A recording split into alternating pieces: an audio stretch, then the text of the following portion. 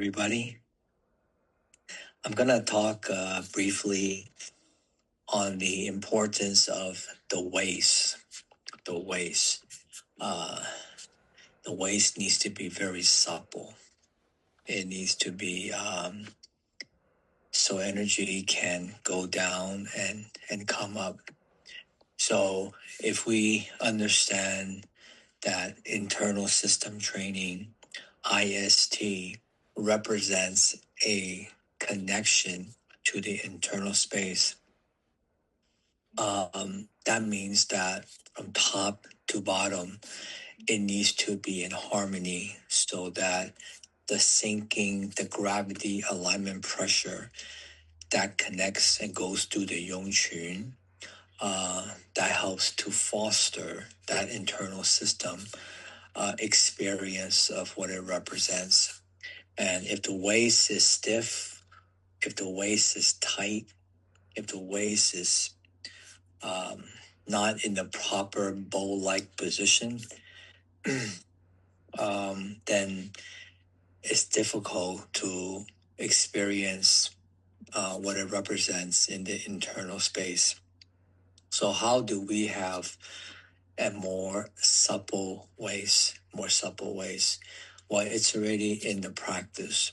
And today is another reminder of why and how, and then the what in our practice. So let's take, for example, when we're doing the arm bridge or any type of John Zhuang.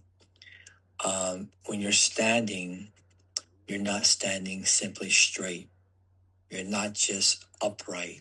From afar, yes, you are upright and straight, but internally, you're in a bowl-like stance. That means simply you're standing in a high, low qua. The hips are going in. The tailbone is gently tucked in. The pelvis is tilt going downwards. As a result, you're in a bowl-like stance. So when you're standing, over time, you'll feel the energy from the top going through into the bottom half. And then from there, as you become more song and develop GOES, now you start to cultivate that one line energy into the internal space.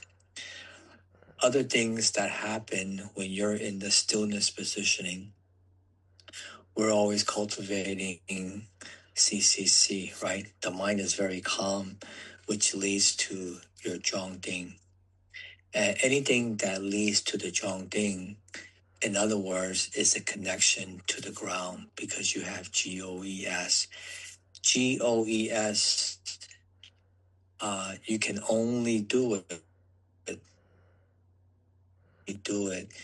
when you have your equilibrium. Okay? If you don't have your equilibrium and the energy is somewhere on the heels, you're pressing on the front, right or left side, then the alignment is already off. What we have is leaking energy.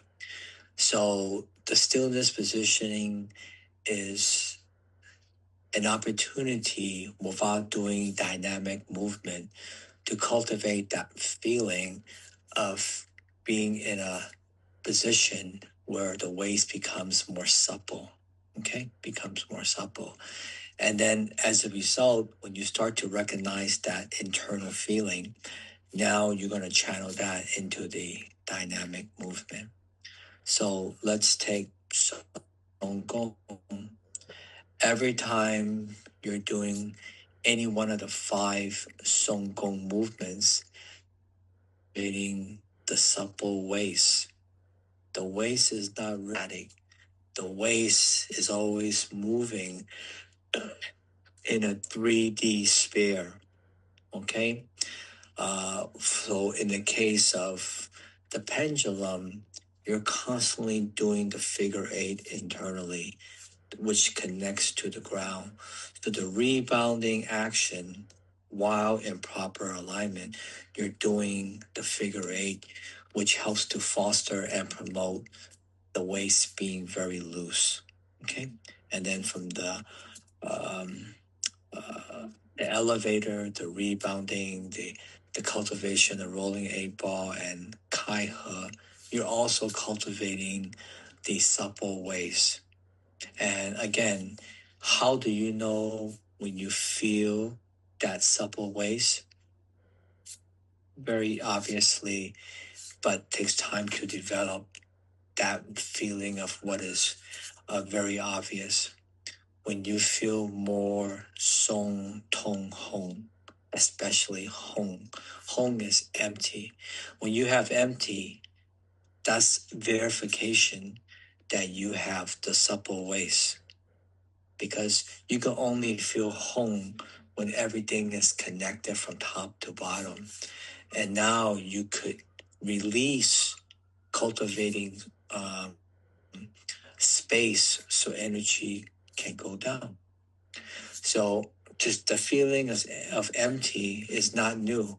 They talk about it all the time, especially if the group is teaching internal system. Okay, empty is when you have song. Okay, if you have empty, that means that you have song and tone. It represents that they all work in that chronological order. You go from song to tone and then home. Once you have home, that means your waist is very supple. And let's take the case of two-person drills. A lot of you we're doing more and more unscripted, but still A and B. When you're touching me on the arms, the shoulders, and you can't disrupt my center, it's because I'm more and more empty. That means that the waist is already supple. I don't run away from your energy. A lot of times people run away from energy because number one, they don't know how to stick. Number two, they don't understand the principle of opening to receive. And as a result, tension gets stuck on top. And when tension gets stuck on the top, then the waist cannot be supple. Right? So we learn to be very vulnerable in a developmental way when we do two-person drills, so we could develop that supple waist. And again, once you have the supple waist, you'll feel it, you'll know it. Everything we do has the supple waist, and once you develop it, you'll know because it's part of the experience. It doesn't just become like what we talked about, awareness as opposed to experiential. Awareness, everybody can talk about it, right? Doesn't mean they can do it. So when you can do it, it's because of experiential and you embrace those principles.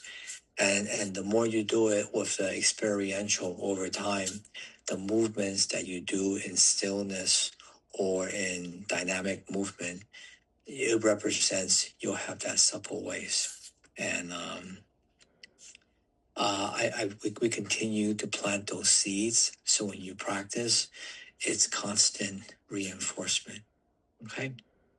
Um, all right. So that's enough about the supple ways and how to develop it. Any